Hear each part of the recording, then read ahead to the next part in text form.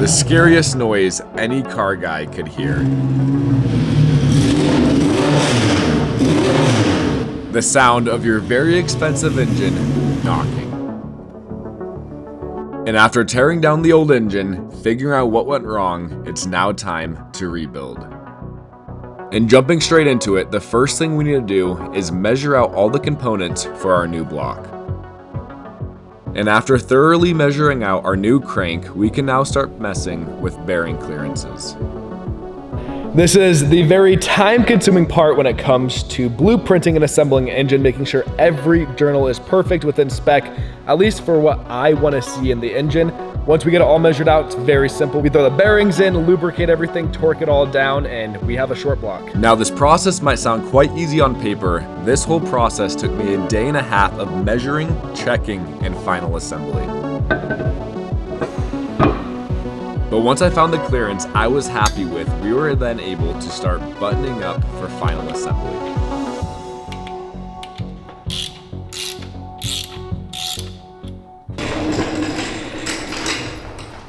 Now in front of us, we have our brand new short block, the new heart going inside the Honda. Just spent the last day and a half getting this thing measured out and built. We are reusing the sleeved K20 block from Remmy Racing. The short block itself was completely fine. We have new pistons, rods, bearings, crank, all new stuff like that.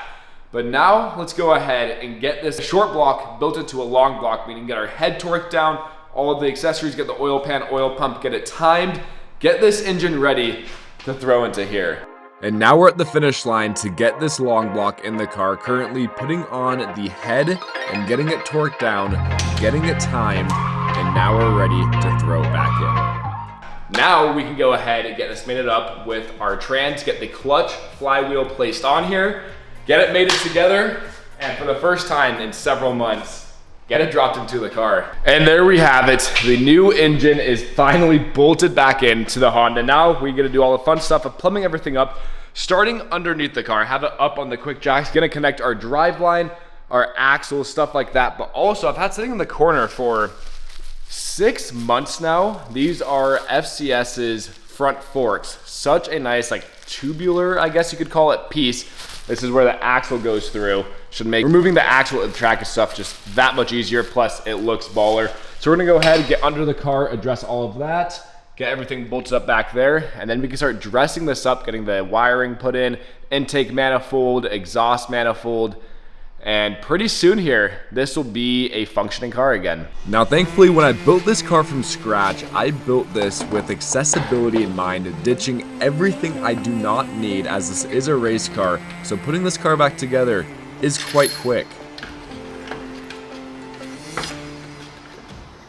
After getting the front accessories bolted on the engine, we can now install my billet 8-injector manifold. Our custom engine harness, utilizing a quick disconnect that is on the firewall, which makes removing this harness so easy.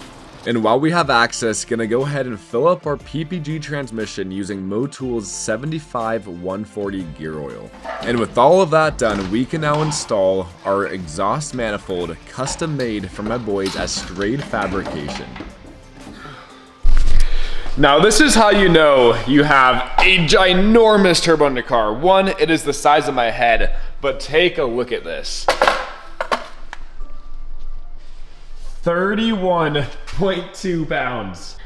That is the weight of a small child, and that's just the turbo. So let's go ahead, get this turbo bolted on the car. It's been so long since we've seen it on here. We have almost everything else plumbed up. The only thing that we're missing is charge piping, obviously the turbo, radiator, and a few other lines. Everything that's on the car is already wired up, plumbed up, ready to go. We have our gorgeous exhaust manifold that Strayed Fabrication built us. They built us the whole turbo kit.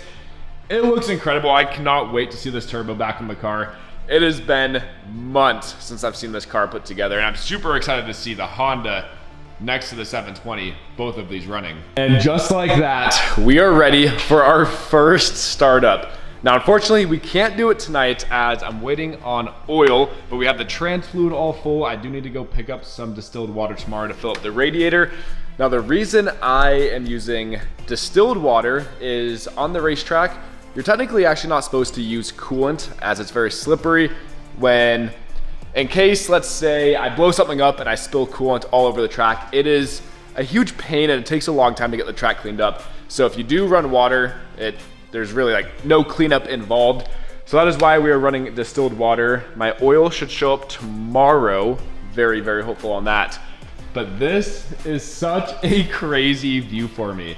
It has been so long since I've seen this engine put together, and it's 100% done now. Only thing we're waiting on is oil. And hopefully it fires up. It should. Engine turned over beautifully. Everything measured out beautifully. But you never know. Something can always go wrong. But we have our fingers crossed. I'm very hopeful. Everything should go good. Now the oil I'm going to be using in this build is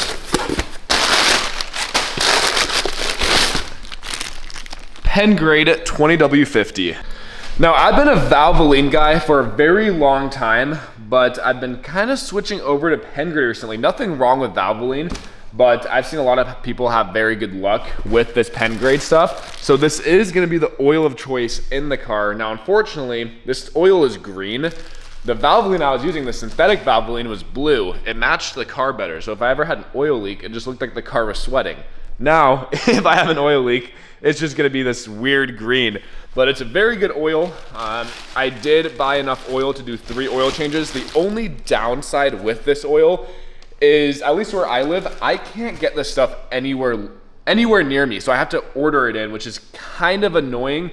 But at least on this race car, I know that I'm doing oil changes this race event, this race event, etc., whatever it is. It's not really last minute oil changes I'm doing. So I did go ahead and overnight a few oil changes worth of oil. I'll probably order more so I have a nice stockpile in my lev racks. That way I never have to worry about having oil or not.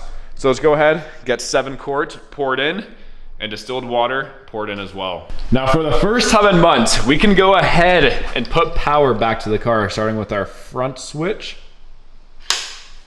Okay, nothing bad happened. And then right back here, we have our main cutoff switch. Let's go ahead and flick this on. Okay, so far, nothing bad has happened. I did just check voltage on this battery as it's been sitting for so long. I love these batteries. It is still holding 13.87 volts, and it's been since June. It's been a very long time. This battery is awesome as long as you properly disconnect everything, which thankfully I have all of the switches to do so. That way we could have kept it a dead system. I have the Haltech opened up here. I was just going through some wiring, verifying some things here. That's all good.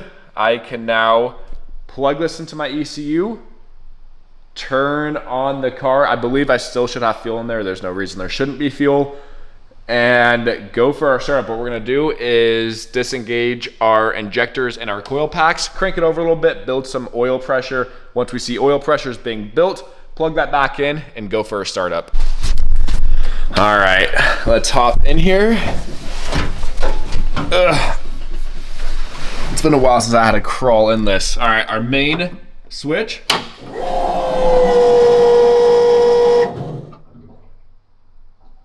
All right.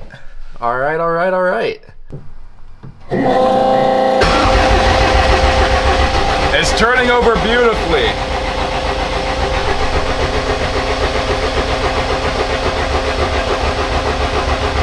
Okay, we got oil pressure. Let's get this fired up. Quick check for leaks. So far, so good. No fuel leaks, no coolant or water leaks. So far, which is always a good sign. Everything shows it's working. All right, let's go ahead, plug everything back in. Now I know there's a way on the ECU to just shut these off. I didn't feel like digging around for that. Okay, everything's plugged back in. All the connectors are on, crank is on. Let's get this fired up.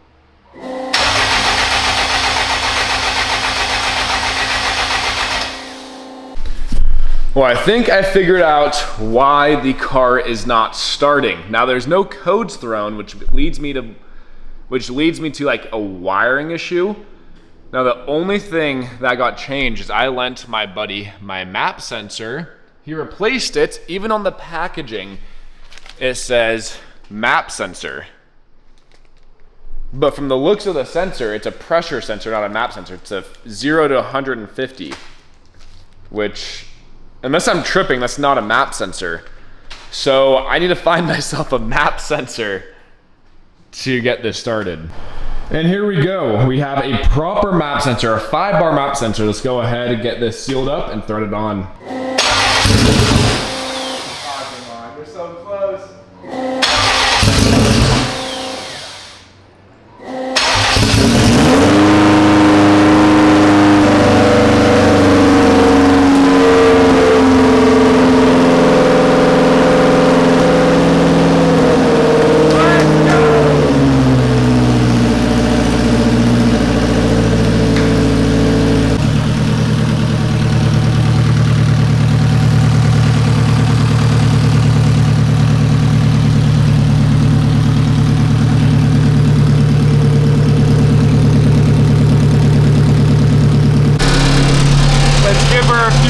It's such a rattle fest in here.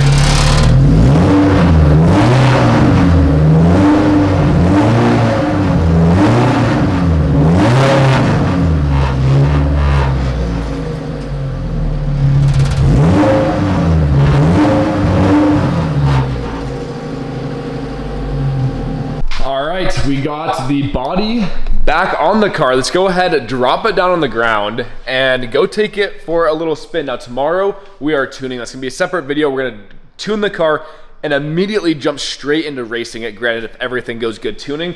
But the last thing we need to do is make sure the car shifts, drives good, and stuff like that. Now, we were tuning it. I mean, the car is pretty dialed in as is, but I just wanna make sure that everything's acting the way it should. So let's go ahead, lower the car down, and go take it for a quick spin. Now, you guys are obviously gonna come with me for this drive, but I'm just gonna apologize in advance. The car rattles, it is so loud. I mean, it's the stiffest chassis you can possibly have. It's very loud. I'm hoping that the audio just doesn't get absolutely obliterated. I need to find a solution for being in here, whether that's maybe external mics or whatever, but let's go ahead, hop in here. It echoes. Okay, fuel pressure looks good. Oil pressure, AFRs look good. Let's go for a drive.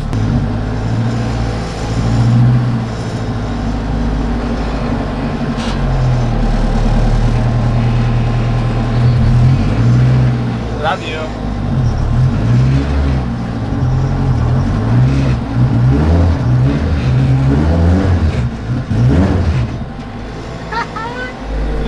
Let's go.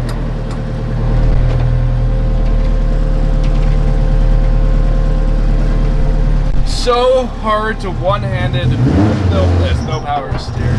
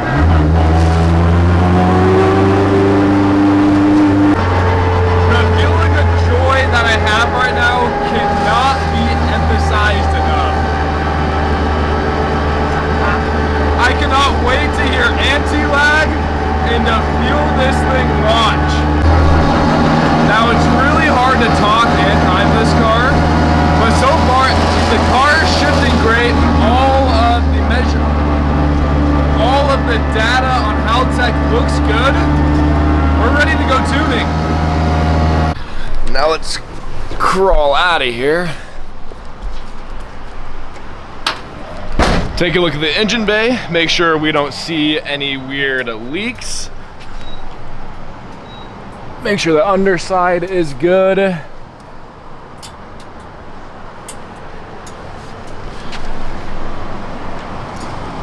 That scared me. It's just previous standing water that was under the car. Okay. So far looks good. No more smoking. Smoking is just from the residue of a fresh motor and whatnot, all of the grease burning off. Let's go.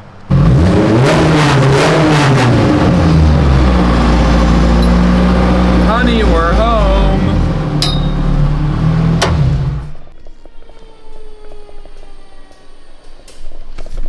The turbo spool down sounds so good. All right. That is a big fat W. Let's go ahead, shut her down.